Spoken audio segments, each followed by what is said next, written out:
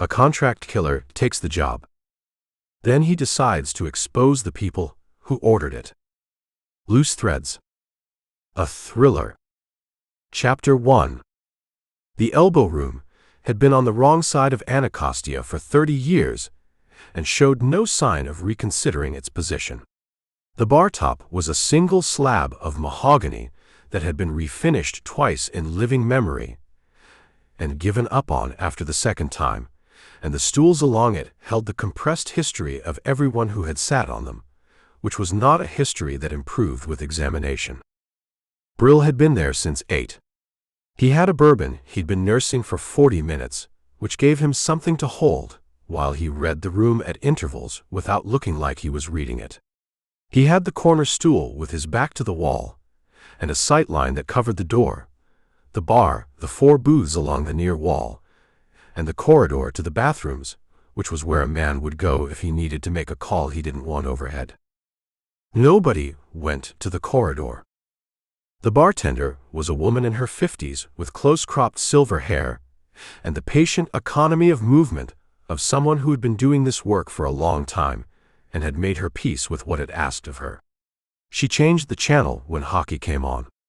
She left it when baseball replaced it, which suggested a preference Brill noted and filed away as the kind of detail that was probably not going to be useful and occasionally was.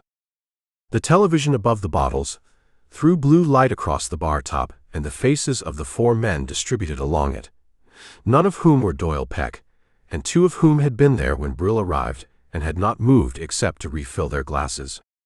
A couple in a booth near the window ate chicken wings and argued about something domestic with the tired fluency of people who had been arguing about the same thing for several years and had lost interest in resolution without quite being able to stop. Brill checked his watch. 9:47. Peck was 32 minutes late. He knew Peck by reputation before he knew him by face. Peck had spent 15 years in the gray margin between money that needed results and men who produced them, running transactions he understood in their mechanics and not always in their consequences. He had a reputation for precision in the former category, and a selective blindness in the latter that had kept him employed, and had also, Brill suspected, kept him comfortable. A man who looked too closely at what he was moving eventually either stopped moving it or stopped being comfortable, and Peck appeared to have navigated that fork without breaking stride. The file Brill had found in Carver's drawer contained 2 paragraphs on Peck and a physical description. The paragraphs said he operated primarily in D.C. and the Mid-Atlantic corridor, that he had no known criminal record but 3 FEC inquiries that had been resolved without action, and that he had a relationship with a political consulting firm in Tyson's Corner whose client list overlapped significantly with the membership rolls of the Armed Services Committee. The physical description said 60, thin, gray. At 10:04, the door opened and Peck came in. He wore a suit that had been expensive somewhere in the previous decade and had since become a record of the time elapsed. Navy, single-breasted, the lapels slightly wide for current fashion, in a way that gave him the look of a man who had formed his professional identity at a particular point in time and seen no compelling reason to revise it. He had a face built for receiving information without reacting to it, flat, arranged, the kind of face that sat across a table from you and gave back nothing while you talked. He walked toward Brill's stool with the deliberate unhurry of a man asserting control over a room he had never been in, which was the tell of a man who did not have control, and understood that the performance of it was the closest available substitute. He sat on the stool beside Brill without asking if it was taken. He did not offer his hand. "You're Wingfield," he said. Not a question. His voice had the quality of gravel in a truck bed on a dirt road, functional and without music. "That's right. You were recommended." "By who?" Peck looked at the bourbon in Brill's hand, and at the bar top, and at the television above the bottles, the eyes moving in the quick inventory of a man checking the room without appearing to check it, and not doing it quite well enough to avoid appearing to do it. A mutual contact. The name isn't relevant. What's relevant is that the contact spoke well of your discretion and your results. "What's the job?" Brill said. Peck reached into the inside breast pocket of the Navy's suit and came out with an envelope, standard business size but thick, and set it on the bar top between them. He did not push it across. He left it in the neutral territory between their respective portions of the bar top and looked at it for a moment, as though deciding how to say the thing he was about to say. "Senator Diana Reyes," he said. "New Mexico. Third term. Armed Services Subcommittee." The television above the bottles cut to a commercial. The silver-haired bartender moved a glass from the drying rack to the shelf below it without looking at either of them. "She's got a vote coming up," Peck continued. "A procurement contract. The people I represent have a significant interest in that vote going a particular way, and they have exhausted the available means of ensuring it. She won't flip. She will not flip." Peck said it with the flatness of a man repeating a conclusion that has been reached by people above his level and passed down to him as a settled fact. "Which means the vote needs to be removed from her hands." "You want her dead," Brill said. Peck moved the envelope 2 inches toward Brill's side of the bar top. "I want the problem resolved." Brill looked at the envelope. He picked up his bourbon and finished what was left of it, which was not much. He'd been managing the glass for 40 minutes to maintain the appearance of a man who was drinking without being a man who was drinking, and set the glass down and picked up the envelope. Inside, a surveillance package with the organized density of work done by someone who took pride in it. A profile of Reyes, her committee assignments, her public schedule, her home address in McLean, a summary of her voting record on defense procurement legislation going back 3 terms. A security assessment of her Senate office building with approach vectors and rotation timing. 3 photographs, each taken from elevation and distance, a long lens. Reyes walking through the Russell Building rotunda. Reyes crossing a Senate garage level toward her car. Reyes on the terrace of what looked like a Georgetown restaurant, talking to a man whose face the photographer had not captured. The photographs were dated. The most recent was 11 days ago. The oldest was 26 days ago. Someone had been watching Diana Reyes for at least 26 days and had done it without her security detail picking it up, and Brill held this possibility with equal weight, with her security detail already compromised at a level that made their not picking it up a function of design rather than oversight. He put the photographs back in the envelope and closed it. He set it on the bar top, back in neutral territory, and looked at Peck. "The timeline," he said. 5 weeks until the committee vote. The job needs to be done before that." Peck's eyes were on the envelope. "There's a window in her schedule, 10 days from now. She attends a private fundraiser in McLean, small guest list residential neighborhood. Her security footprint is reduced for these events. The profile has the details. Her residential security. 2-person detail, rotating. The profile has the names and rotation schedule." Brill looked at the envelope. The question he was working through was not whether to take the job. He had already decided to take the job before Peck sat down, for reasons that had nothing to do with Peck or the fee, but how much of his decision-making process to let Peck see. And the answer was none of it. "The fee," Brill said. Peck named a number. It was a number that indicated that whoever had assembled this operation understood what this category of work cost and had not tried to negotiate below market. This told Brill something about the seriousness of the people above Peck, and something else about their relationship to oversight. They were not cutting corners, and they were not worried about the money being traced, which meant either they were very confident in their financial architecture or they were very accustomed to spending money in ways that did not draw scrutiny. "I'll need 48 hours to confirm operational logistics," Brill said. You have 72. After that, the window closes and we find another solution. Peck said this without inflection, neither threat nor apology. Brill picked up the envelope. We have a deal, he said. Peck nodded. He did not smile, and he did not extend his hand, and he did not say anything else that would require Brill to respond to it. He slid off the stool and buttoned the navy jacket and walked toward the door with the same deliberate unhurry he'd used coming in.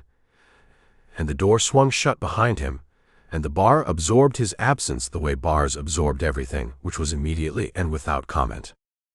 The silver-haired bartender came down the bar with the bottle. Another? No, Brill said. What do I owe you? She named a figure. He left twice that on the bar, folded, and she took it without counting it, and moved back to the other end. The couple in the booth had stopped arguing, and were sitting in the specific silence of people who have reached the end of the argument they were having, and are waiting to see if a different argument is going to start. Brill sat with the envelope for 90 seconds. In those 90 seconds, he did the arithmetic he'd been holding back since Peck said the name. 26 days of surveillance. A security rotation schedule with names and timing. A fundraiser window in McLean with a reduced security footprint. A fee structure that indicated serious money, seriously organized. And Peck, a fixer, a transaction broker, a man who moved things between people without building them, which meant that everything in the envelope had been assembled by someone above Peck, and that Peck was the last visible link in a chain whose other end Brill could not yet see. He could not yet see it. But he had the envelope, and the envelope was the beginning of a thread, and threads went somewhere if you followed them with enough patience and enough care. He put the envelope in his jacket's inside pocket and got off the stool. Outside, Anacostia conducted its 10 o'clock business under a sky that had been threatening rain for 3 days without making good on it. Brill walked to the far end of the block, away from the bar's entrance and the street light above it, and stood in a doorway that smelled of old brick and whatever had been sold from it most recently, and took out his phone. The number he dialed was one he had found in Carver's drawer, alongside the file, written on a post-it note in Carver's careful lowercase hand with no name attached, just the number and a date 3 weeks old. Carver had gotten this number, written it down, and then declined the contract and put it in a drawer. Brill had taken the contract and the number both. It rang 3 times. Then a woman's voice, neither warm nor cold. The voice of someone who had picked up a call from an unknown number and was waiting for information before deciding what to do with it. Who gave you this number? Someone who read a drawer that wasn't his to read, Brill said. Senator. My name is Brill Wingfield. I work for a private security firm called Barack, and 30 minutes ago I accepted a contract on your life. I think we should talk. The silence on the line lasted 4 seconds, which Brill counted. Not the silence of surprise, the silence of a woman running a calculation she had been prepared to run. Where are you? She said. Anacostia. A bar called the Elbow Room, South Side. How far are you from K Street? 20 minutes. Less if I push it. There's a parking structure at 915 K Street Northwest. Go to level 4. I'll have someone there in 30 minutes. A pause, brief and precise. Are you the man Carver works with? Carver doesn't know I'm here. Good, she said, with a certainty that landed like a period at the end of a sentence she had been composing for several days, and ended the call. Brill stood in the doorway for a moment after she hung up. Good. One word. Not relieved. Not grateful. Good. As in, this is the outcome I was preparing for, and the variable I was uncertain about has resolved itself in the direction I required. She had known something was coming. She had a number on a post-it note in a private security operator's desk drawer, placed there 3 weeks ago, which meant she had reached out through channels 3 weeks ago, and Carver had received the reach and declined it and written the number down anyway, which was its own form of communication about how Carver felt about what he was declining. Brill walked to his car, a rented Accord he'd picked up at Reagan National 2 days ago, and parked 3 blocks from the Elbow Room on a residential street where it would not be associated with the bar. He got in and sat for a moment and looked at the envelope on the passenger seat where he'd put it. The envelope contained a contract for a murder. It also contained the first visible thread of whatever was behind the contract, and the thread ran somewhere that Peck either could not see or had chosen not to look at. And finding out which of those things was true about Peck was a secondary problem behind the primary one, which was finding out where the thread ended. He started the car. He had 30 minutes to get to K Street, and a senator waiting at the end of it, who had said good in a tone that told him she had been running her own operation and had just acquired an asset she needed, and that the asset was him, and that she was not entirely certain yet whether acquiring it was going to solve her problem or introduce a new one. Brill understood the uncertainty. He shared it. He pulled out of the residential street and turned north, the Accord's headlights cutting the Anacostia dark, the rain still not coming, the city opening up around him into the lit grid of a place conducting its business with no particular awareness of what he was driving toward, or the envelope on the seat beside him, or the 72 hours that had just started their count. Chapter 2. The ramp between levels 2 and 3 of the parking structure on K Street had a broken sodium light that had been cycling for what looked like several years. It came on, held for 3 seconds at an orange-brown that illuminated nothing usefully, and then quit. And in the interval before it tried again, the ramp went dark enough that you navigated it by the yellow painted lines on the concrete and the distant bleed of level 3's working lights at the top. Brill took the ramp on foot. He had left the Accord on level 2 with the windows up and the doors locked and an angle that let him see it from the top of the ramp, and he went up the ramp at a pace that was not hurried and did not look like a man with a reason for being there at 10:45 on a weeknight, which was the pace most useful for a parking structure that might have someone in it watching the approaches. Level 4 was empty, except for a dark blue Suburban with government plates parked at the far wall under one of the 2 working lights, and a man standing beside it who had positioned himself with his back to the vehicle and his face to the ramp and his hands at his sides in the easy stillness of someone trained to wait without advertising that the waiting was professional. He wore a dark jacket over a light shirt, and Brill put him at 6'2" and 220, and a career that had involved a considerable investment in the physical plant. The man watched Brill cross the level without speaking. When Brill reached the Suburban, he stepped to the side and opened the rear door and held it. No introduction. No instruction beyond the open door. Brill got in. The rear seat of the Suburban held Senator Diana Reyes, a laptop on the fold-down tray table, a cup of coffee going cold in the cup holder, and the organized stillness of a woman who had been waiting and had used the waiting productively. She was 53, with the kind of angular face that aged into itself, stronger at 50 than it had been at 30, the jaw definite, the eyes dark and precise beneath brows that communicated attention without effort. Her hair was close-cropped and dark, with threads of silver at the temples that she had not addressed and did not appear to intend to. She wore a charcoal blazer over a white shirt, and she had the posture of a woman who had spent 20 years in rooms where how you held yourself communicated something about how seriously you expected to be taken, and who had long since stopped thinking about it as a performance. She looked at Brill the way she might look at a bill on the committee calendar she had not yet fully read, the specific attention of a person doing a first-pass assessment, deciding in the opening seconds whether the thing in front of her was going to require significant investment or resolve itself quickly. "Sit down," she said. The door closed behind him. Through the Suburban's tinted rear windows, the man outside became a dark shape against the concrete wall. Level 4 held its working light quiet around them.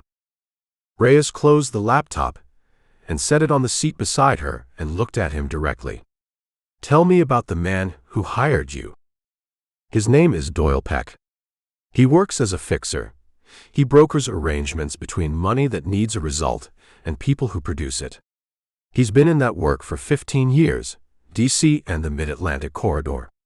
He has 3 FEC inquiries on his record, all resolved without action, which tells you something about the quality of his financial architecture and the quality of the people available to pursue it.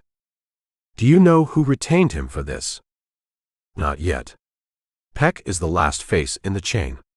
The surveillance package he gave me was assembled by someone above him. The quality is operational, not commercial. Whoever built that package has a current capability, and they've been using it." She reached for the coffee and held it without drinking. A habit, Brill registered. She picked things up when she was organizing her thinking and put them down when she had finished. "The photographs in the package. How recent?" "Most recent is 11 days. The oldest is 26. 26 days. She set the coffee down. "They started the surveillance 3 days after I made my position on the Cardian contract publicly known in committee. I told the chairman I would not support the contract in its current form. 48 hours later, I had a car parked on my street." "Tell me about the car." "Dark gray sedan. Different plates each day, but the same car. A crease in the rear quarter panel on the driver's side that I noticed on day 1. It sat there for 3 days, and then it was gone." "Your detail flagged it?" She looked at him. The look said, "I noticed it before my detail did, and we both know what that means. My detail filed a report. The car was gone before anyone ran the plates." Brill looked at the tinted window and the man-shaped shadow outside it. "The rotation schedule in Peck's package has names on it." "Your detail's names." She held his look without expression. "I know." "You know someone fed that to whoever is running this operation." "I have a theory," she said. "I have not acted on it because acting on it would tell the people I'm watching that I'm watching them. And what I need is more time and more documentation, not a personnel change that tips my hand." Brill sat with that for a moment. A senator who had identified a probable leak in her own security detail and made the calculation to leave the leak in place in order to control what flowed through it. That was not the calculation of a woman waiting to be rescued. "The Cardian Group," Brill said. "Walk me through the contract." She opened the laptop.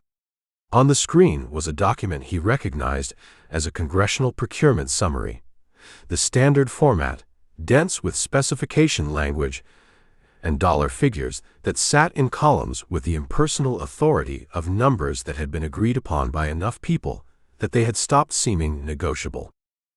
Battlefield Communications Infrastructure. A unified architecture for real-time signals intelligence integration across combined arms operations, Army, Marine, Special Operations. The contract covers development, deployment, and a 15-year maintenance and upgrade cycle. She turned the screen toward him. $4.8 billion at contract award. Estimated program cost over the full cycle is between 14 and 18 billion, depending on operational scope. That's a significant range. The range is the point. The maintenance and upgrade provisions give the contract holder pricing discretion that is not subject to competitive rebidding for the duration of the cycle. Whoever wins the contract doesn't win $4.8 billion. They win a 15-year revenue arrangement with the Department of Defense that has no ceiling that anyone has been able to specify in writing. Brill looked at the summary. The numbers sat in their columns and did not comment on their own implications. Who else is competing for it? 2 other firms submitted qualifying bids. Both were found to have compliance deficiencies in the technical review process and were eliminated. She paused. The review was conducted by a panel that included 2 consultants with prior relationships with Cardian's parent holding company. This is documented in the record, in language that describes it as having been reviewed and found to present no conflict. Reviewed by who? By the committee chairman. She closed the laptop. Who is also on the document I'm about to show you. She reached into a leather portfolio on the seat beside her and produced a single printed page, letter size, and handed it across. It was a list of names, 17 of them, printed in a clean serif font with no header and no explanation. Just the names, and beside each one a letter code, single character, that Brill did not immediately have a key for. The Cardian Group's Advisory Board and Associated Political Relationships, she said. The letter codes indicate the nature of the relationship. A is advisory board membership with compensation. B is equity position through a subsidiary or holding structure. C is PAC relationship, the American Infrastructure Alliance, which is Cardian's political spending vehicle. 6 of the 17 names had yellow highlighting. Brill read the 6 names. He recognized 3 of them without effort: 2 committee chairs and a senior member of the Armed Services Subcommittee, whose position on defense procurement had been, in Brill's reading of the public record, remarkably consistent over a long period. The other 3 he did not recognize and committed to memory. 6 senators, he said. 6 senators with material financial relationships with the company whose contract I'm declining to support. She took the page back and returned it to the portfolio. Any one of those relationships, standing alone, is within the boundary of what's technically permissible with disclosure. All 6 of them, organized around a single procurement vote on a committee where they hold the majority, with a coordinated pressure campaign against the one member who won't comply, is something else. It's a conspiracy, Brill said. It's a conspiracy that has documentation I don't yet have in a form that would survive a formal proceeding. She looked at him steadily. Which is what I need. What you're asking me to do, Brill said, is run a false assassination contract as operational cover while I build a documentary case against 6 sitting United States senators and the defense contractor behind them. I'm asking you to find me the documentation, she said. What you do with your cover is your operational concern. The cover has a 72-hour window. Peck gave me that timeline before the contract expires and he finds another solution. Then you have 72 hours to make yourself convincingly operational before Peck has a reason to question your commitment to the job. She looked at him with the same measuring attention she'd used when he first got in. Can you do that? I can move in his direction without arriving. Surveillance, access reconnaissance, preliminary target assessment, any of that reads as an operator working the problem. It buys time. How much time? Depends how patient the people above Peck are. If they're running this on a fixed schedule, they'll push for confirmation. If they have flexibility, they'll wait for results. He looked at the laptop. The surveillance package is thorough enough that they're not rushing.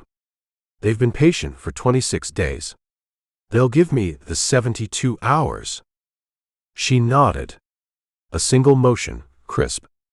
Then here's what I need in that window. Peck is the visible layer. I need the layer above him. Whoever commissioned the surveillance package, whoever built the financial architecture, whoever made the decision to move from pressure to contract. That person or those people are the evidentiary center. Everything else I have is circumstantial or correlative. She paused. I need a name. A name and documentation, Brill said. A name first. Documentation is the second problem. She reached into the portfolio again and produced a second page, this one a photograph. A man in his 50s exiting what appeared to be a glass office tower, carrying a briefcase, the photograph taken from street level. This is Aldous Breck. He runs a corporate security consultancy called Breck Meridian in Rosslyn. His client list includes 3 defense contractors. I believe he is the operational layer between Cardian's political relationships and what happened to Doyle Peck's transaction. You've already identified him. I've identified him as a probable. I haven't been able to connect him to this specific operation with anything documentable. She put the photograph back. You have a different set of tools for that than I do. Brill looked at the window. The sodium light on the ramp below had cycled on again in its 3-second interval and gone out. The man outside the Suburban had not moved. If I start pulling on Breck Meridian, they'll know someone is pulling. These operations have tripwires. I know. It won't stay quiet. I know that too. She looked at him with the particular directness of a woman who has thought a situation through to its uglier outcomes and decided to proceed anyway. The question is whether you're still taking Peck's money while you work. Peck's money keeps me inside the operation. If I stop taking it, I stop being useful to both of us. Then I suggest you find a way to be worth it to both sides until you aren't. Brill looked at her. He had met a number of people in his working life who held multiple lines of a complex situation simultaneously without losing track of any of them, and they were a specific type, not brilliant exactly, but organized in the way a switchboard is organized, every connection mapped and weighted and available.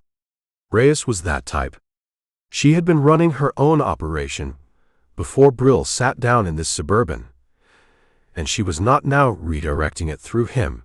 She was adding him to it as an additional capability and expecting him to function at the level the situation required.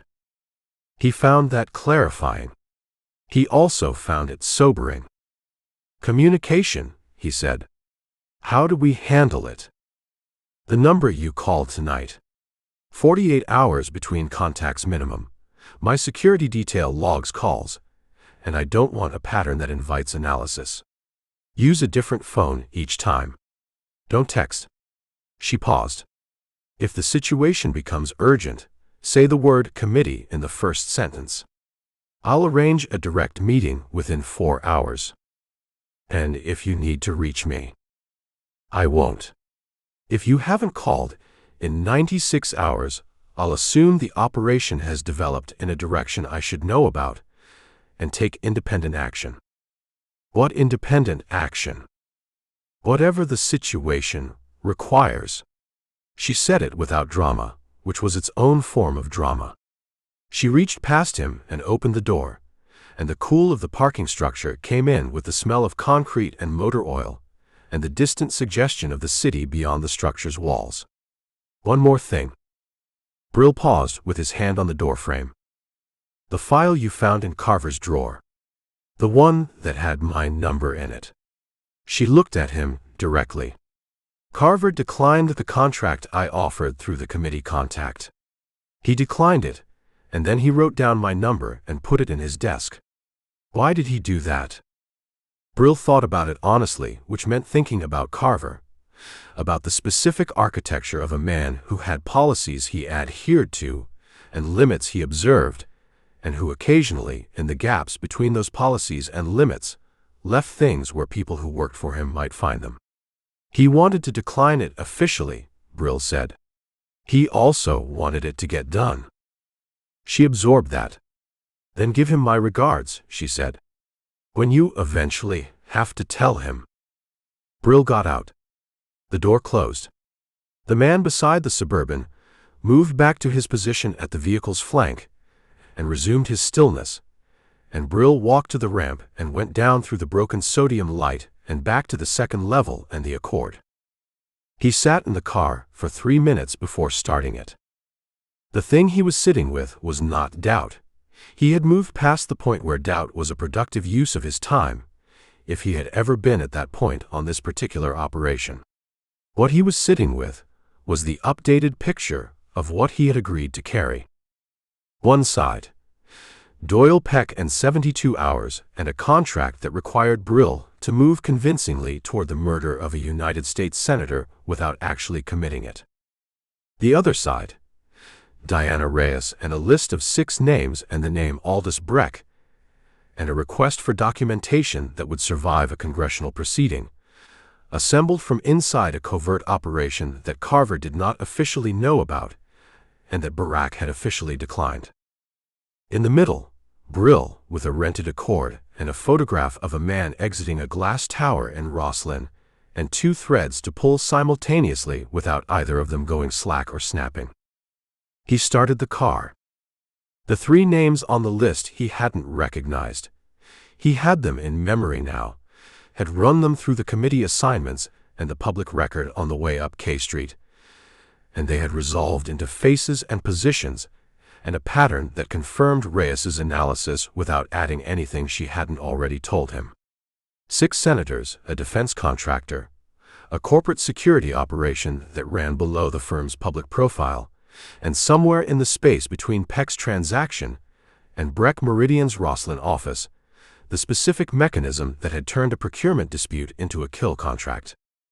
He needed to find that mechanism before Peck's 72 hours expired, and before whoever sat above Breck decided that Brill's commitment to the job was not adequately demonstrated. He pulled out of the K Street structure and turned east, back toward the part of the city that did not have parking structures and senators waiting in Suburbans, back toward the place where this had started. He had a motel in Arlington he'd booked under a name he used for work, and a laptop in the room, and the evening ahead of him and the name Aldous Breck. He started with Breck Meridian's incorporation documents, which were public record, and told him almost nothing. Then the registered agent, which was a law firm in Tyson's Corner that also served as registered agent for 14 other entities with no apparent connection to each other. Then the law firm's client list, which was not public, but which had a part-time paralegal who had an unguarded professional networking profile that listed 3 of the 14 entities by name in her employment description. One of the 3 was a subsidiary of a Delaware holding company that appeared 3 times in the Cardian Group's most recent SEC filing as a party to consulting agreements totaling $700,000 in the previous fiscal year. $700,000. 3 consulting agreements. A Tyson's Corner law firm. A registered agent. It was a thread. It was thin, and it ran through several layers of corporate paper before it went anywhere useful, and it was going to take time to follow with enough care to produce something a Senate proceeding could use. Brill pulled up the next document. Outside the motel window, Arlington conducted its nighttime business under a sky that had finally, sometime in the last hour, made good on its 3-day promise and started to rain. Chapter 3. The Cardian Group's corporate tree had 17 branches and a root system that extended into 3 jurisdictions where the soil was specifically cultivated to resist excavation. Brill worked it from the public layer down. Annual reports, SEC filings, the Federal Election Commission's online database, which was a remarkable instrument for a democracy in that it contained, in searchable form, the complete record of how much money had moved from whom to whom in the service of electing people to positions where money from whom mattered. If you knew what you were looking for and had the patience to cross-reference it against the right subsidiary names. Brill had both. The primary Cardian entity was a Virginia corporation with a clean public face, defense contracts, government partnerships, a website with photographs of soldiers in the field, and the words "Protecting America's Warfighters" in a font that projected confidence. Its board of directors was public record. Its advisory board was public record. Its subsidiary and holding structure required 3 days and a contact in Bethesda to begin to map with any precision.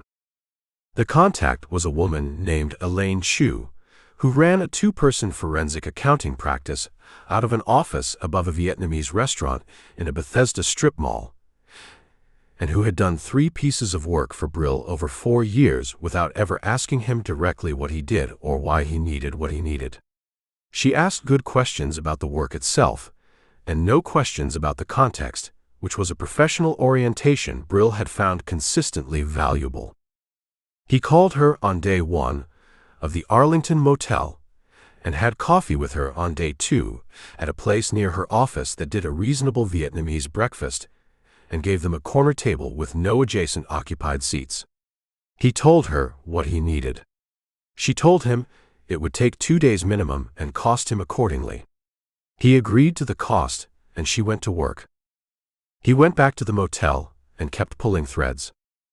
What emerged over 48 hours was not a revelation so much as a confirmation with specificity, which was how these things always emerged, not as a single unlocking, but as an accumulation of small clarities that eventually reached a density where the picture became undeniable.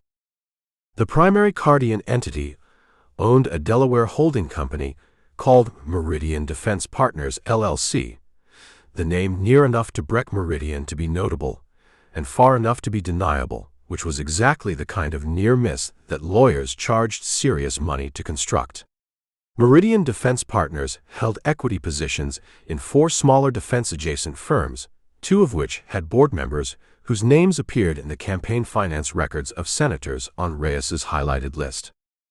The political spending vehicle was the American Infrastructure Alliance, organized as a 501c4, which meant its donor list was not public, and its political spending was, within certain parameters, not required to be attributed. The alliance had made contributions to 17 Senate campaigns in the last cycle. The contribution amounts varied. The pattern of which campaigns received them did not vary.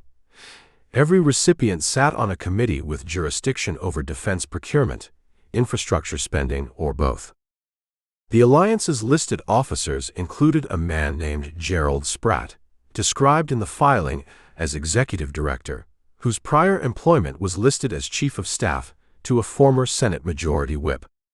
Spratt's name appeared nowhere in Cardian's public filings. His name appeared in one other place that Brill found, which was a catering invoice from a private club in Georgetown for an event described as a policy dinner, held 14 months ago, attended by a guest list that included 3 of the 6 highlighted senators and 2 of Cardian's senior executives. A policy dinner. 14 months ago.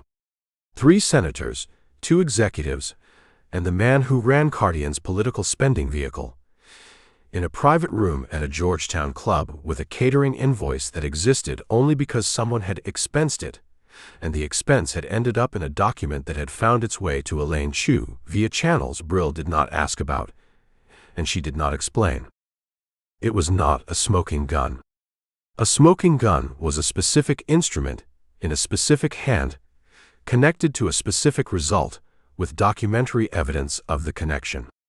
What Brill had was more like smoke in a room where a gun had recently been fired, the chemistry of it unmistakable to anyone who had been in enough rooms, the specific weapon still not in evidence. He needed the specific weapon. He needed Breck Meridian as the connecting mechanism, the operational layer that translated Cardian's political architecture into the contract that had landed on a table in the elbow room with Doyle Peck's hands on it. On the morning of the 3rd day, he drove to Rosslyn. The Breck Meridian office occupied the 14th floor of a glass tower on Wilson Boulevard that had been built in the mid-90s and maintained with the corporate neutrality of a building that wanted to be associated with its tenant's business without being identified with it. The lobby had a security desk and a building directory and a bank of elevators. And on the directory, Breck Meridian appeared between a patent law firm and an insurance adjusting company in a font and size indistinguishable from either. Brill did not go in. He found a coffee shop across Wilson Boulevard with a window seat and a sightline to the tower's main entrance, and he ordered a coffee he didn't particularly want, and he watched the building for 90 minutes. At the end of 90 minutes, he had counted 11 people entering or leaving via the main entrance who plausibly could have been associated with any of the 14th floor's tenants. Of those 11, 4 carried themselves in a way that distinguished them from patent lawyers and insurance adjusters, not obviously, not in a way that would read to a casual observer, but in the particular economy of movement of people who had been professionally trained to navigate physical space with attention. 4 people in 90 minutes with that specific quality of movement, going in and out of a building that contained a corporate security consultancy. That was not a consultancy that had 4 security professionals cycling through a lobby in 90 minutes. That was a firm with an operational tempo that its public profile, which described it as providing executive protection and corporate risk assessment services, did not fully account for. He sat with that and drank the coffee, which was better than it had needed to be, and thought about his next move. Pulling on Breck Meridian directly, approaching any of those 4, attempting to access the 14th floor, making any contact that could be traced back to a man who was currently under contract to commit a murder, introduced a risk that the probable benefit did not yet justify. He needed a thread into Breck Meridian that did not start at the front door. He paid for the coffee and walked back to the Accord and drove to Bethesda to pick up Elaine Chu's work. She had a folder and an expression. The folder was 11 pages of financial mapping, corporate charts, contribution flows, the Delaware holding structure laid out in Elaine's precise diagrammatic hand, with dollar amounts at the relevant nodes and dates at the relevant transactions. The expression was the one she wore when the work had produced something that she had professional reservations about having produced, a look Brill had seen twice before in 4 years, and that meant she had found something the people she was mapping would prefer stayed unmapped. The Tyson's Corner law firm, she said, spreading 3 of the pages across the coffee shop table between them. It serves as registered agent for 14 entities. 12 of those entities are standard holding structures with no notable relationships. 2 of them are not. She put her finger on a node in the diagram. This one. Sentinel Equity Group, organized in Delaware 18 months ago. Its sole member is a trust administered in the Cayman Islands. The trust's named beneficiary. She moved her finger along a line to a name in a box at the diagram's edge. The name in the box was Aldous Breck. Sentinel Equity Group received 3 payments from Meridian Defense Partners in the 14 months prior to the current fiscal year, Elaine said. The payments are described in Meridian's records as consulting fees. They total $640,000. She looked at Brill over the top of her reading glasses. I want you to understand that what I've given you here is accurate, and that I'd prefer not to know what you intend to do with it. That's always been our arrangement, Brill said. Our arrangement has generally involved smaller numbers. She gathered the pages back into the folder and passed it across. The man whose name is at the end of that diagram. He's not a filing error. No, Brill said. Then be careful with this, she said, and picked up her coffee, and they talked about other things until it was time for Brill to leave. He had what he came for. Cardian's money to Meridian Defense Partners, to Sentinel Equity Group, to a trust in the Caymans that named Aldous Breck as its beneficiary. $640,000 in consulting fees across 14 months, flowing from a Cardian subsidiary to a shell entity controlled by the man who ran the operational security firm that Brill believed had assembled the surveillance package on Senator Reyes. It was the mechanism. Not all of it. There were gaps between the financial connection and the specific decision to escalate from pressure to contract, gaps that would require additional documentation to close, but it was the connective tissue between Cardian's money and Breck Meridian's operations, and it existed on paper in a form that Elaine Chu's methodology could support in front of a proceeding. He drove back toward Arlington with the folder on the passenger's seat, and his mind on the next problem, which was how to get from this financial map to something that documented the operational decision. Who had made the call to move from intimidation to contract? Who had approved it? Whose name sat above Breck's on that specific authorization? He was 3 blocks from the parking structure on the Bethesda building's south side when he noticed the car. Dark SUV, black, 2 occupants, parked at the garage entrance on the level below where Brill had left the Accord. He had not seen it when he arrived. It had arrived while he was upstairs with Elaine, which meant it had followed him to Bethesda or had been waiting for him here, and the distinction between those two possibilities mattered less than the fact of either one. He kept walking. Steady pace, no change in direction, past the garage entrance and another 30 meters up the block to a dry cleaner with a rack of bagged garments visible through the window and an open sign that had been on long enough to have faded to a pink approximation of red. He stopped and looked at the rack as though reading the ticket numbers and used the window's reflection to read the SUV. The two men got out at the same moment, which indicated coordination, which indicated they were not waiting to see what he did next, but had already decided what was going to happen. They moved toward him at a pace designed to close distance without triggering alarm in a street observer, not running, but purposeful, the specific gait of men who had done this before and had calibrated the approach. The one on the left was compact and broad through the chest with forearms that suggested a long investment in the kind of training that produced forearms like that. The one on the right was taller, leaner, moving with the fluid economy of a man whose instrument was precision rather than mass. Brill turned to face them when they were 6 meters out. There was no point in not turning. The street had two other pedestrians, both moving away, neither paying attention. A UPS truck idled at the corner with its hazards on, the driver inside reading something. "Walk with us," the compact one said. He had a voice like a dial tone, even, continuous, inflectionless. "Where to?" "Around the corner. There's a loading bay. This doesn't need to happen on the street." Brill considered his options, which were limited by the fact that the compact man had his right hand in his jacket pocket, with the pocket held against his hip in the way you held a jacket pocket when the hand inside it was holding something. And the tall one had moved to Brill's right in the half-second of conversation, in a positioning that closed off the direction of the UPS truck. They had done this before. They were doing it efficiently. He walked with them around the corner.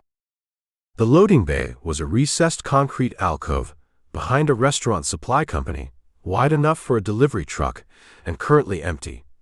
The roll-up door closed, the alcove smelling of cardboard, and the particular cold storage exhaust of commercial refrigeration units running inside the building's wall. The tall one positioned himself at the alcove's entrance. The compact one turned to face Brill with his hand still in his jacket pocket and the jacket pocket still held against his hip. "Some people have noticed your research interests," the compact one said. Not aggressive. The tone of a man delivering information he had been given and had no particular feeling about. "They'd like you to redirect them." "Redirect them where?" "Away from where they currently are." Brill looked at him, looked at the hand in the pocket, looked at the tall one at the entrance, who had his arms at his sides and his weight distributed in the way of a man ready to move, but not yet committed to direction. "Tell the people who noticed that I'm working a job with a timeline. The research is part of the job. When the job closes, the research stops." The compact man looked at him for a moment. He had the face of someone waiting for Brill to say something more useful, and when it became clear that nothing more useful was forthcoming, his expression settled into something that Brill recognized as the specific neutrality of a man transitioning from conversation to the thing that came after conversation. "This is a first communication," the compact man said. "The people I represent want you to understand that clearly." "I understand it," Brill said. "Good," the compact man said. And then he took his hand out of his jacket pocket, empty as it turned out, and with the same efficiency of movement he'd used on the street, he stepped forward and took Brill's left hand at the wrist and turned it palm up. And before Brill had fully processed the transition from conversation to motion, the compact man had the ring finger and small finger of Brill's left hand in both of his and applied a pressure that was precise and controlled and conclusive. The two fingers broke at the second knuckle, with a sound that Brill registered more in his teeth than his ears. He did not make a sound. He made the effort not to, and succeeded, though the effort cost him something he would feel in the morning. The compact man released his wrist and stepped back. The tall one at the entrance had not moved. "Second communication will be a different category," the compact man said. He said it the way a man recites a clause in a contract he did not write and does not have opinions about. Then they walked out of the loading bay and back around the corner, and Brill listened to the SUV start and pull out of the garage entrance and move away up the street, and then the street was quiet, except for the refrigeration exhaust through the wall and the distant indicator of the UPS truck pulling away from the corner. He stood in the loading bay with his left hand held at his sternum and assessed. 2 fingers, clean brakes, the kind that would splint and tape and function at reduced capacity for 3 weeks and be a persistent inconvenience for 2 months and leave no lasting damage. He had broken fingers before, his own and other people's, and the information differential between the 2 experiences was instructive. Having them broken was worse. He also had something else, which was more useful than the pain, and more useful than the folder on the Accord's passenger seat. He had confirmation. Breck Meridian had sent 2 men to a parking garage in Bethesda within 48 hours of Brill beginning to pull threads on Cardian's corporate structure. That was not a government affairs office monitoring campaign finance inquiries. That was a live operational security capability, with current surveillance on Brill's movements, and the organizational awareness to respond to them inside 2 days. Which meant Breck Meridian had been watching him before he started watching Breck Meridian. He walked back around the corner to the street. The dry cleaner's open sign still burned its faded pink. A woman walked a terrier past the garage entrance without looking at Brill. He went to the Accord, got in, took the roll of medical tape from the glove box, and taped the 2 fingers together with the small finger as the splint for the ring, which was the worst break. He sat with his taped hand on the wheel and thought about timelines. Peck's 72 hours had run down to 36. Breck Meridian knew he was looking. Reyes needed a name and documentation. And somewhere above Breck's Roslyn office, in the financial architecture that Elaine's diagram had begun to map, 6 senators and a defense contractor had made a decision to move from pressure to contract and had chosen Doyle Peck as the instrument of it, which meant they had not yet had reason to question Peck's instrument of choice. 36 hours. 2 broken fingers. A folder on the seat, and a name at the end of a diagram. He picked up his phone and called the number. She answered on the 2nd ring. "They know I'm looking," Brill said. "How do you know?" "2 men just broke my fingers." A pause. Not surprise. The pause of a woman recalibrating around a development she had considered possible. "How many?" "2 fingers." "Are you operational?" He flexed the taped hand against the wheel. The fingers communicated their position on the matter with some emphasis. "Mostly." "Then keep going."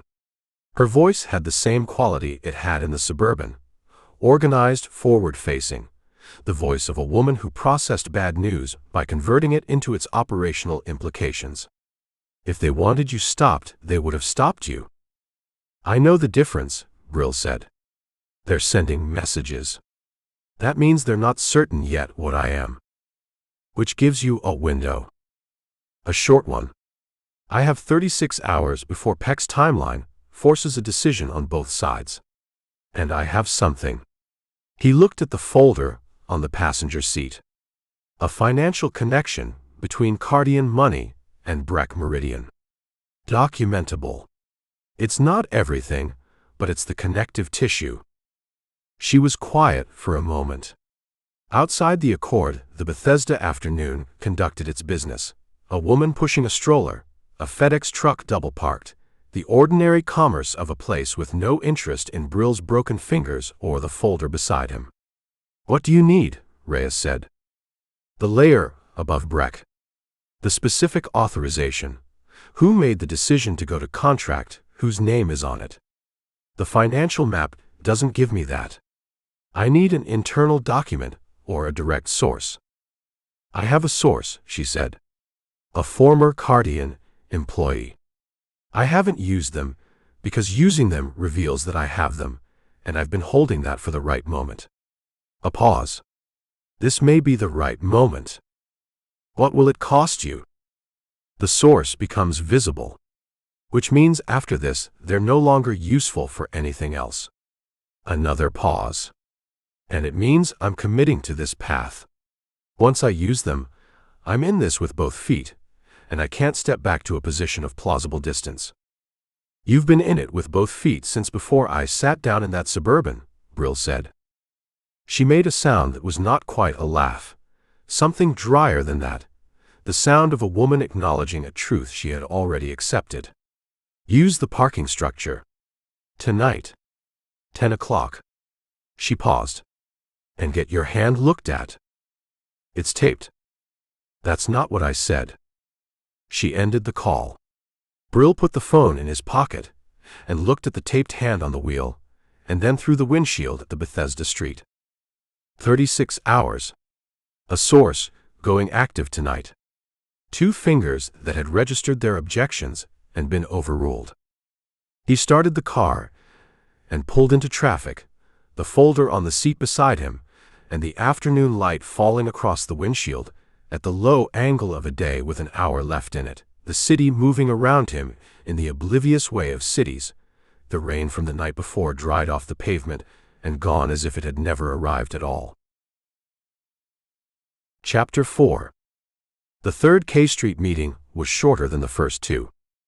Reyes handed him a thumb drive the moment he got into the Suburban and said nothing until he pocketed it. Then she told him what was on it. 14 months of internal communications between Cardian's chief executive and 2 of the 6. Email, primarily with attachments. My source retained copies on a personal device before their departure from the company, a decision they made without knowing they would ever use them, which is the only kind of decision that produces this quality of documentation. What's on the attachments? Strategy documents. The committee timeline, the vote count as of each month, assessments of which members were reachable by which mechanisms. She looked at him directly. There is a document dated 11 weeks ago that describes my vote as a remaining obstacle and discusses available options for resolving it. The language is corporate. The meaning is not ambiguous. Available options. 3 are listed. The first 2 are characterized as having been attempted without success. The third is described as requiring external engagement. She paused. The document is authored by the CEO and addressed to a distribution list of 4. 2 of the 4 are names from the highlighted list. And the other 2? One is Gerald Spratt, who runs the Alliance.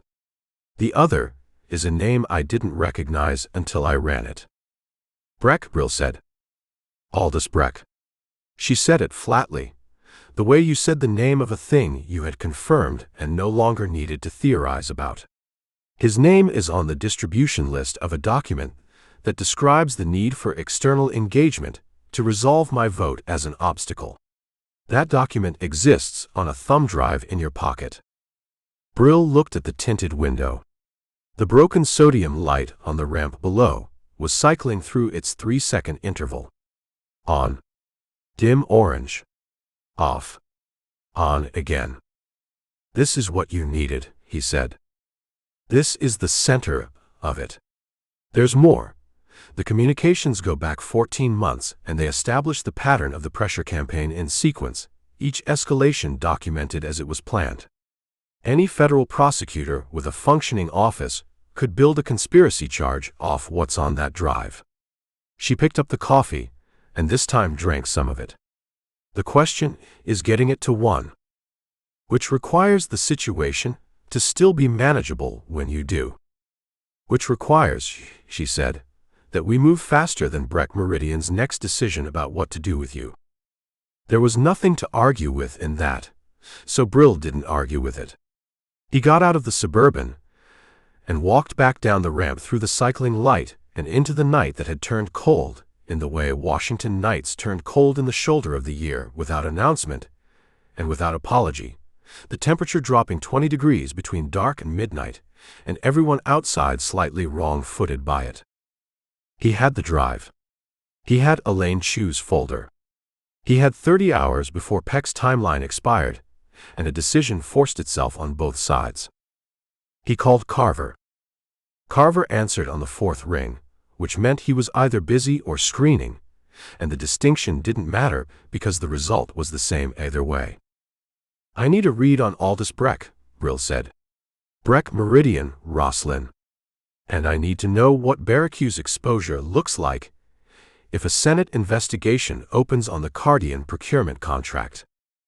The silence that followed had a particular texture. Not the silence of a man thinking. The silence of a man who had already thought about this and was deciding how much of the result to share. "Where are you?" Carver said. "D.C. "I know you're in D.C. I've known you were in D.C. since the night you went to Anacostia to meet a man named Peck, which you did without telling me, and which I have been waiting for you to tell me about since." A pause. "Tell me about it now." "I took a job Barack declined." "I declined it." "You declined it and left the file in your drawer." Another silence. This one shorter. "The job Barack declined," Carver said, with the careful enunciation of a man establishing for the record that he is aware of the distinction he is making, involved a sitting senator.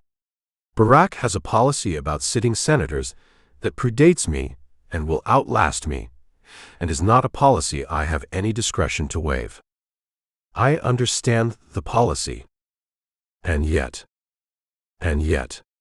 Brill moved along K Street, away from the parking structure, into the pedestrian current of people going in and out of the late restaurants. A normal man on a cold night with a phone. Breck Meridian. What do you know? He heard Carver exhale, the specific exhale of a man surrendering an argument he had already lost to himself. Breck Meridian has a sub rosa contractual relationship with 3 members of the Armed Services Committee and a standing arrangement with the Cardian Group that predates the current procurement cycle by 4 years. Aldous Breck personally has 2 former agency relationships and 1 DoD advisory role, all of which have lapsed but none of which have been publicly disclosed. He is not a man Barack involves itself with, and the Cardian situation is not a situation Barack involves itself in. He stopped. "Whatever you are carrying right now, Brill, stop carrying it. Someone put a contract on a sitting senator. Someone does that every 2 years. It's called an election." "Carver." "I am not in this," Carver said. The door in his voice closed. Not slammed. Eased shut deliberately, the way you closed a door you intended to keep closed. "I am telling you that as clearly as I can tell you anything. Whatever happens next, Barack is not party to it." The line went dead. Brill pocketed the phone and kept walking. The K Street restaurants were doing their late business, spilling light and warmth onto the sidewalk in the way restaurants did when the night outside had turned cold and made the choice between inside and outside visible. He was outside, which was where the job was, and he had 20 minutes before a meeting with a man he had not yet decided how to use. He had located Doyle Peck 3 hours before Peck called him. The professional networking profile that had led him to the Tyson's Corner law firm had also, on closer reading, contained a reference to a D.C.-adjacent apartment lease associated with one of Peck's shell entities. Not current, but current enough to suggest that Peck used the same geography habitually, and habit was a locating tool Brill had found reliable in the absence of better ones. A hotel search in the Crystal City and Pentagon City corridor, cross-referenced against the dates of Peck's likely D.C. travel, based on the timeline of his approach to Brill, produced 3 candidates. The second one answered when Brill called the front desk and asked for a Mr. Peck in room 614. He had the number. He was going to call it at 22 hours into Peck's 72, when the pressure of the contracting timeline would make Peck most likely to be communicative. Then Peck called him first. The number that appeared on Brill's screen was not the one from the elbow room. A new phone, prepaid, probably purchased that morning from a man who had recently understood that his regular instruments of communication had become instruments of exposure. Wingfield. Peck's voice carried none of the gravel-shift authority it had held at the bar. What it carried instead was the register of a man who had recently revised his understanding of a transaction he had completed and found the revision unsettling. I need to pull the contract. You can't pull a contract that's already been accepted. I'm telling you, the situation has changed. The people above me have. There's been a development. I didn't have the full picture when I placed this with you, and now I do, and I need the contract canceled, and I need your word that our meeting at the elbow room did not happen. Tell me about the development. A pause.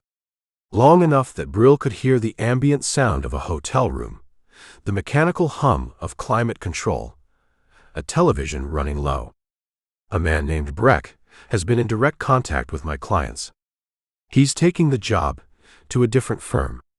Someone who doesn't have your apparent reluctance to complete the work. He's replacing me. He told my clients you've been conducting research that is outside the scope of what they contracted for.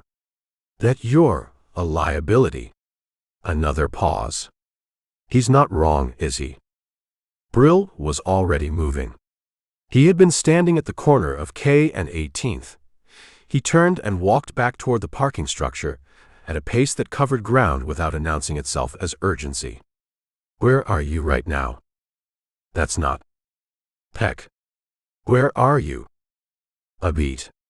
The man calculating whether giving his location to the person he was trying to cancel made any kind of sense, arriving at the conclusion that his options were narrowing faster than his caution was useful. Crystal City. The Marriott on Jefferson Davis. Room 614. Stay in that room. Don't open the door for anyone who doesn't have a badge and a uniform, and look at the badge before you open the door. I'll be there in 25 minutes. What are you going to do? Talk to you, Brill said. Which is what you want, because right now, I'm the only person in this situation who has any reason to keep you alive. He did not wait for Peck to process that. He ended the call and went to the car. He made it in 22 minutes. The Marriott on Jefferson Davis occupied a block in Crystal City that existed primarily to be convenient to the Pentagon and indistinguishable from the 4 other hotels on adjacent blocks, and it succeeded at both.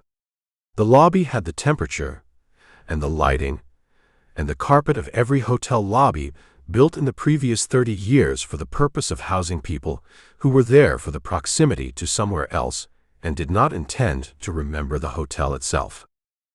Brill went to the elevator without stopping at the desk. 6th floor. Room 614 was at the corridor's far end, the last door before the ice machine alcove, and the corridor smelled of the particular recycled air of a hotel that had been sealed against the outside for the heating season and had not yet reached the point where anyone found this remarkable. He knocked, identified himself, waited. The door did not open. He tried the handle. Locked from inside. He stood for 3 seconds with his hand on the handle and listened to the silence behind the door, which had no television in it, and no climate control hum, and no sound of a man deciding whether to open his door. And the quality of that silence told him what he needed to know before he went to find the manager. The manager was a young man in a blazer, 2 sizes correct for the job, who provided the key card with the helpless compliance of someone who had been placed in charge of a door and understood in this moment that the door was going to be opened regardless of whether he was the one who opened it. Peck was in the room. He was in the desk chair, facing the window and the Crystal City night beyond it, with his jacket on and his hands folded in his lap and the stillness of a man who had been in that position for some time. No sign of forced entry. No sign of struggle. The room was as a hotel room always was, made up, impersonal, the surfaces cleared of everything except a single glass of water on the nightstand that was 3/4 full and had a ring of condensation under it, indicating it had been poured a while ago and not touched since. The manager said something behind Brill. Brill heard the words without processing them. He looked at Peck. Doyle Peck had spent 15 years moving transactions between money and result without looking too closely at either end. He had navigated that arrangement with the professional confidence of a man who had decided that the consequences of what he moved were not his consequences, and he had navigated it until he walked into the elbow room with a navy suit and an envelope and placed himself in the path of something that had consequences he had not been warned about and would have declined if he had. Brill could not determine, looking at him now, whether Peck had understood at the end what had happened to him. His expression was neutral. Not peaceful, neutral, in the way of a face that had stopped in the middle of whatever expression it had been forming and had not had time to complete it. The medical examiner would find cardiac arrest eventually. A man of 60 with an existing condition, alone in a hotel room, no external signs.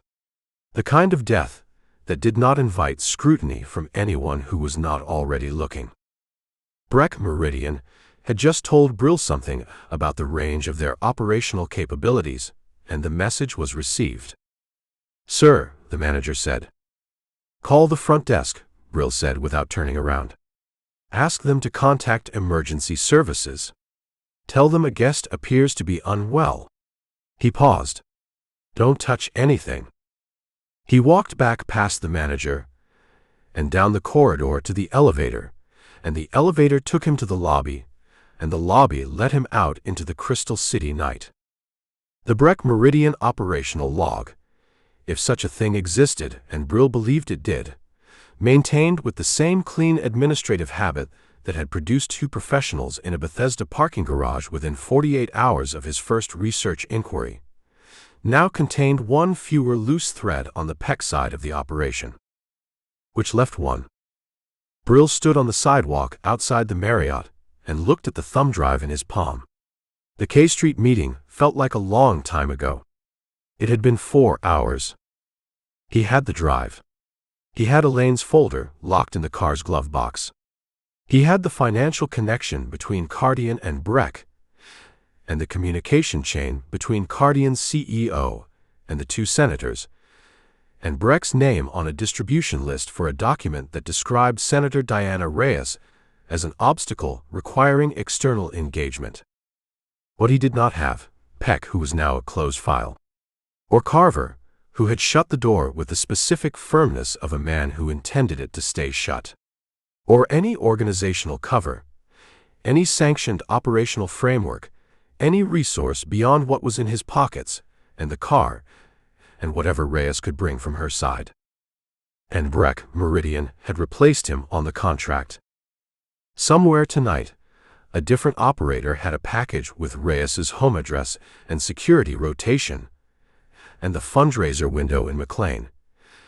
And that operator had not spent 4 days building a documentary case against their employer's client, and had no reason to do anything other than complete the work. He called the number. She answered on the first ring, which told him she had been waiting. "Peck is dead," Brill said. "I'm in Crystal City. Breck has replaced me on the contract. You have a window, maybe 12 hours before whoever he's brought in is operational against you. I need you to move to the secure location now, and I need to know whether your detail has been cleared of the leak." A pause. 2 seconds. Not shock processing. "The leak has been managed in the last 6 hours. I moved on it after our K Street meeting." She paused again. "How did Peck die?" "Heart attack, officially. Unofficially. He was alone in a hotel room with a glass of water he hadn't touched, and no reason to be dead, except that someone with the right capability decided it was tidier than the alternative. She was quiet. Not the calculating quiet of earlier, a different kind, brief and human, the acknowledgement of a man who had been in the wrong place in someone else's transaction and had not survived it. Then it passed, and she was back. The secure location. I'll be there in 90 minutes with my detail. I'll be there in 80. He looked at the hotel entrance. Through the glass doors, the lobby was doing what lobbies did at this hour. A couple checking in, a man in business clothes waiting for an elevator, the front desk agent explaining something with the patient repetition of a person who had explained the same thing many times that day. There's something else. Tell me.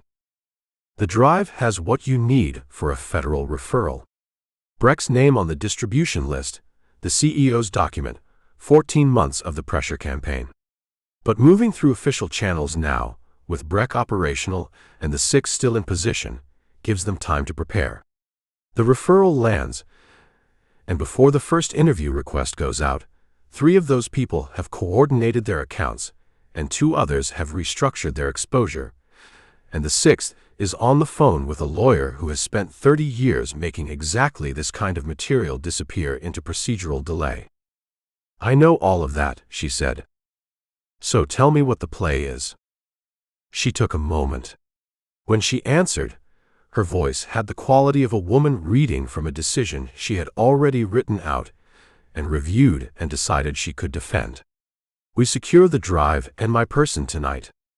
Tomorrow morning, I place a call to a specific federal contact, not through official channels, through a personal relationship that bypasses the committee structure entirely. The referral goes direct to a prosecutor's desk, not through the Senate apparatus. That buys us 48 hours before anyone in Cardian's political network knows it's happening. 48 hours is not enough time for Breck to stand down his replacement operator. No, she said.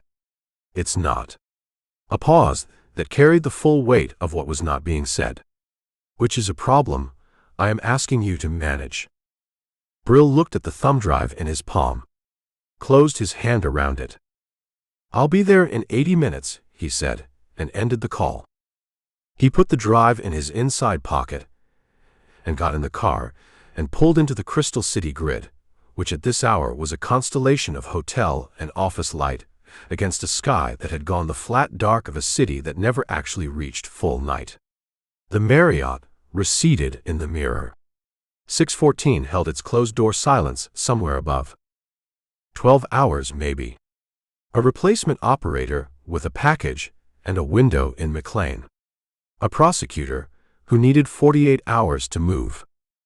In the gap between those 2 numbers lived a problem that Reyes had just handed back to him without naming it directly, which told him she understood exactly what she was asking and had decided to ask anyway. He drove. Chapter 5. Breck sent 3.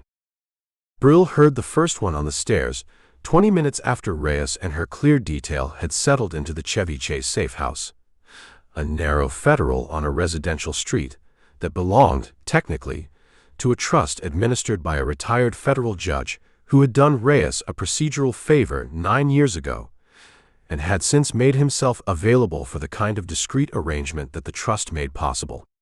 The house had 3 floors, 2 exits, and neighbors on both sides who went to bed early and drew their curtains, and it had been secure until it was not. The stair was the 3rd from the bottom of the flight to the 2nd floor, and it had a creak in it that Brill had noted when he came up and filed away as the kind of structural tell that older houses provided free of charge to anyone paying attention. When he heard it at 1:20 in the morning, he was already dressed and already moving before the sound finished. He woke Reyes with 2 fingers on her shoulder, not the shoulder itself, the point where the shoulder met the collarbone, the way you woke someone when you needed them conscious without startle reflex. Her eyes opened and read his face, and she was up and reaching for her shoes before he said anything. How many? She said, just breath, no voice. Don't know yet. Move to the back room. Stay with Walsh. Walsh was the detail lead, the large man from the K Street parking structure, cleared of the leak, and now the only member of Reyes's security she had kept. He was already in the back room's doorway with his hand on the frame and his reading of the situation visible in his face. Brill went back to the landing. 3, as it turned out. Not the 2 from the Bethesda loading bay. Those had been a calibrated message, controlled force, minimum footprint, 1 point made and withdrawn. These 3 were from a different category of the same professional taxonomy. Men dispatched to achieve a result and given the discretion to use whatever method the situation required. The first came up the stairs, and Brill took him in the narrow corridor above the landing with a technique that used the corridor's width against him. No room to extend, no room to bring the weapon up from low carry to useful angle, the confined space neutralizing the mass advantage a larger man expected to have over one of Brill's dimensions. He went down without firing. Brill took his radio. The second was already on the stairs when Brill got back to the landing, and the exchange there was faster and louder. A shot that went into the plaster of the stairwell wall 3 inches from Brill's left ear, and left a high tone in that ear that would persist for 2 days, before it resolved in Brill's favor at the cost of a rib on his right side that announced itself with the blunt authority of something that had cracked rather than bent. The third had gone around the outside of the house to the rear, and was at the kitchen door when Brill came through it from the interior. This one was the most professional of the 3. The positioning was correct, the approach angle was correct. The decision to come through the rear while the first 2 drew attention from the front was correct, and would have succeeded against most contingencies. Brill was not most contingencies. The kitchen confrontation lasted 8 seconds, and ended with the third man face down on the tile with his right arm at an angle that precluded further operational engagement for the foreseeable future, and possibly longer. Brill stood in the kitchen in the ringing aftermath and breathed through his nose, which helped with the rib, and listened to the house. A neighbor's light came on next door, upstairs, visible through the kitchen window as a yellow rectangle in the dark. Then another, 2 houses down. The shot in the stairwell had been heard. He went to the back room. Walsh had Reyes against the far wall with his body between her and the door, and the geometry of it, the width of the man, the steadiness of his hands, the way he placed himself, was the thing that Brill would have found reassuring if he had been the one behind him. He wasn't. He stepped into the doorway so Walsh could see his face. "We have maybe 4 minutes before someone calls this in," Brill said. "The rear exit. Your car is on the block behind. Go now. Go straight to the federal contact and don't stop." Reyes looked at him over Walsh's shoulder. "You're not coming. I need 10 minutes in this house first." He met her eyes. "Go." Walsh looked at Reyes.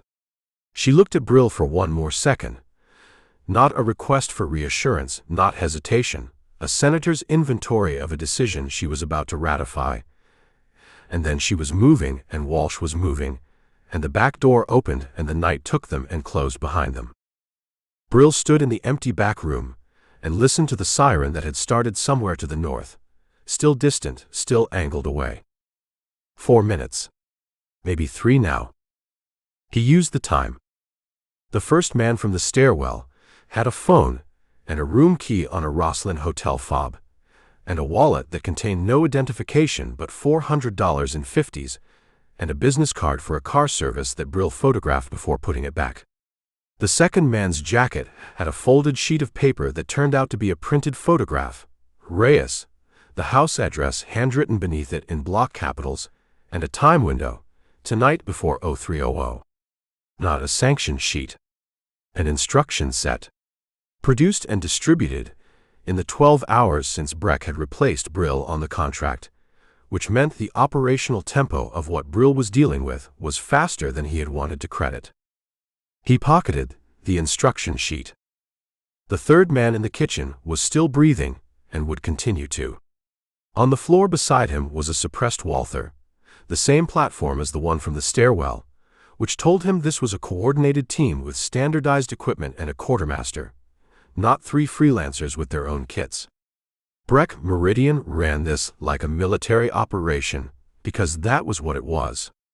The civilian labeling, corporate security, executive protection, risk assessment was the paint on the outside of a thing whose interior had a different structure entirely. Brill took the Walther. He didn't need it, but leaving it was untidy, and leaving anything untidy tonight was a luxury he hadn't earned. The siren was closer. 2 minutes. He left through the front door, which was the direction the sirens were not coming from, and walked 2 blocks north to the car, and got in, and drove east at the speed limit, and did not look at the Chevy Chase Street in the mirror, because looking at things behind you while you needed to navigate what was in front of you was a habit that produced accidents, and Brill had spent a professional lifetime not cultivating it. The bar was on Upper Connecticut Avenue, the kind of place that had been there since before the neighborhood decided what it wanted to be, and had declined to update itself accordingly. Dark wood, narrow. A jukebox in the back corner that someone had stocked with soul records in 1987, and nobody had meaningfully amended since. It opened at 6 in the morning for the overnight shift workers from the hospital 2 blocks north, and closed at 2, which gave Brill 40 minutes. He took a booth in the back with his left side to the wall, and ordered a bourbon he intended to drink this time, and put his phone on the table, and the instruction sheet beside it, and his cracked rib against the seatback at the angle that compressed it least. He had the thumb drive in his inside pocket. He had Elaine's folder in the car, glove box, locked. He had the instruction sheet, and the business card he'd photographed, and 8 seconds of a kitchen confrontation that had bought Reyes and Walsh the window they needed to reach the federal contact. And he had the list. Not on paper. He had committed the 6 names to memory in the K Street parking structure on the second night, which was the night he understood that paper lists were instruments that moved between hands and memory lists stayed where you put them. 6 senators.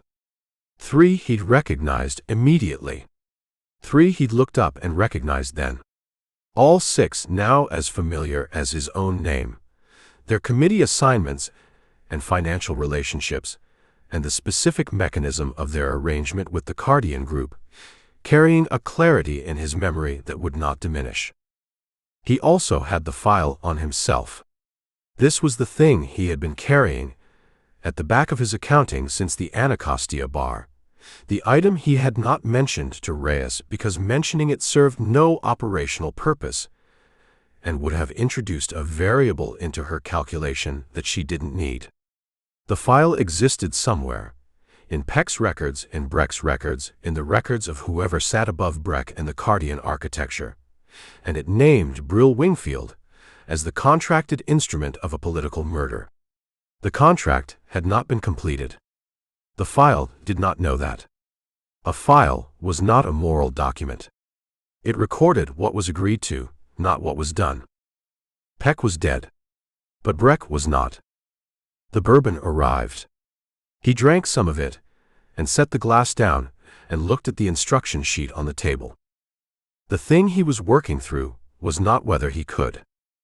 He had spent the drive from Chevy Chase doing the arithmetic on the 6 names and what removing them from the board would require, and what it would cost in terms of operational exposure, timeline, and the kind of finality that could not be walked back. The arithmetic was not complicated. He had done more complicated arithmetic on shorter notice, with worse resources in places where the weather was less cooperative, and nobody was going to call the police. Kid was not the question. The question was the one Reyes had not asked him, and would not ask him, because asking it would make her party to the answer, and she had spent 4 days being careful about which things she was party to. 6 senators. A defense contractor. A $4.8 billion contract that had not yet been awarded, and would not be awarded now, because the documentation on the thumb drive would land on a federal prosecutor's desk before the committee met again. The contract was over. The financial architecture that supported it was going to unravel in the light that Reyes's federal contact was about to shine on it, and the 6 names on the list were going to spend the next several years in the company of lawyers whose fees would dwarf anything the American Infrastructure Alliance had ever put into a pack. That was the institutional path, the one Reyes had asked him to trust. It was also the path that left Aldous Breck operational. That left the file on Brill intact in Breck's records. That left 3 men from tonight, 2 of whom would eventually be interviewed about what they had been doing in a Chevy Chase Federal at 1 in the morning, with a story that ran through a structure that connected at its terminus to a contract with Brill's name on it. Carver was going to have a view on that. Carver's view was going to involve the word policy and the word exposure and the specific temperature of a man who had been proven correct about declining something and was now dealing with the consequences of the person who hadn't declined it. Brill drank more of the bourbon.